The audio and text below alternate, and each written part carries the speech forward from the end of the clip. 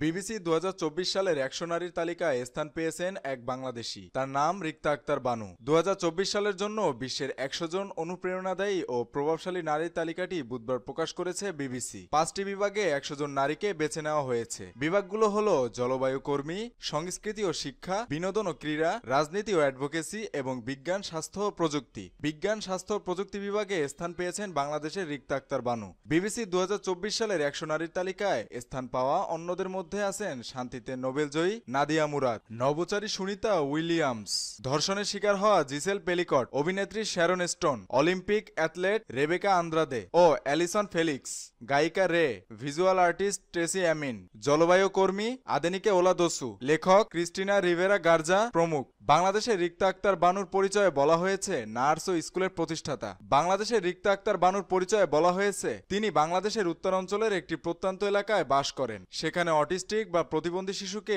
অভিশাপ হিসেবে দেখা হয়। রিক্তা আক্তার বানুর মেয়ে অটিস্টিক। মেয়েটি সেরিব্রাল পালসিতে আক্রান্ত।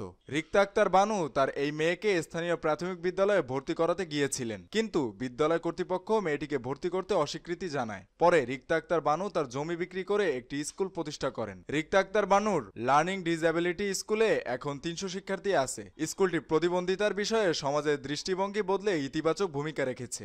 স্কুলটি প্রাথমিকভাবে অটিস্টিক বা শেখার ক্ষেত্রে প্রতিবন্ধকতা থাকা শিশুদের জন্য প্রতিষ্ঠা করা হয়েছিল, কিন্তু এখন স্কুলটি বিভিন্ন ধরনের বুদ্ধিবৃত্তিক ও শারীরিক প্রতিবন্ধিতা থাকা শিশু শিক্ষার্থীদের সেবা দিয়ে থাকে। মেহেদী হাসান বাপ্পি, খুলনা গেজেট।